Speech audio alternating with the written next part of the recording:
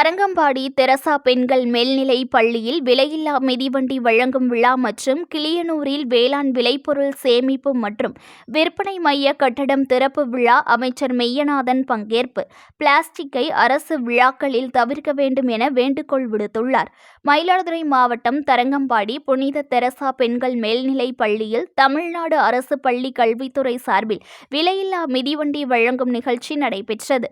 இதில் சுற்றுச்சூழல் மற்றும் காலநிலை துறை அமைச்சர் மெய்யநாதன் கலந்து கொண்டு மயிலாடுதுறை மாவட்டத்தில் உள்ள அரசு மற்றும் அரசு உதவி பெறும் 53 பள்ளிகளில் 11ஆம் வகுப்பு பயிலும் 6783 மாணவ மாணவிகளுக்கு விலையில்லா மிதிவண்டி வழங்கும் நிகழ்ச்சி முதல் கட்டமாக புனித தெரசா மேல்நிலைப் பள்ளியில், தவசிமுத்து நாடார் மேல்நிலைப் பள்ளி, தூய தெரசா பெண்கள் மேல்நிலைப் பள்ளி, TELC மேல்நிலைப் பள்ளி ஆகிய பள்ளிகளைச் சேர்ந்த மாணவ மாணவிகளுக்கு மிதிவண்டியினை வழங்கி துவங்கி வைத்தார்.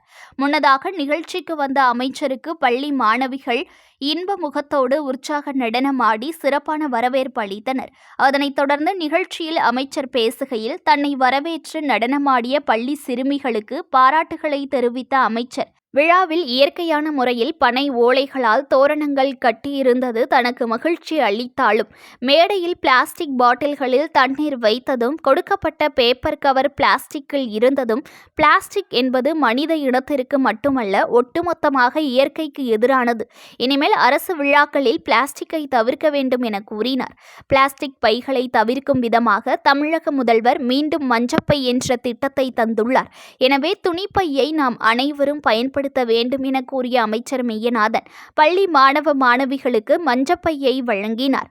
மேலும் மஞ்சள் பைகளை மாணவ மாணவிகளை உயர்த்தி காண்பிக்க சொல்லி பிளாஸ்டிக் எதிரான விழிப்புணர்வை ஏற்படுத்தினார். இதனைத் தொடர்ந்து தரங்கம்பாடி தாலுகாவிற்கு உட்பட்ட கிளியனூர் தொடக்க வேளாண்மை கூட்டுறவு கடன் சங்கத்தில் கூட்டுறவுத்துறை சார்பில் வேளாண் விளைபொருள் சேமிப்பு மற்றும் விற்பனை மைய கட்டிட திறப்பு விழா இன்று நடைபெற்றது.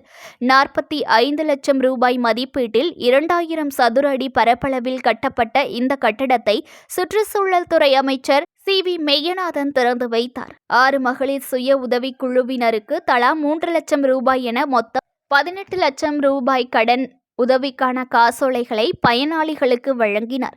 இதில் மயிலாடுதுறை மாவட்ட ஆட்சியர் மகாபாரதி, சட்டப்பேரவை உறுப்பினர்கள் நிவேதா முருகன், ராஜகுமார், பன்னீர்செல்வம் மற்றும் உள்ளாட்சித்துறை பிரதிநிதிகள், அதிகாரிகள் கலந்து கொண்டனர். News1 தமிழை லைக் பண்ணுங்க, கமெண்ட் பண்ணுங்க, ஷேர் பண்ணுங்க, மறக்காம சப்ஸ்கிரைப் பண்ணுங்க.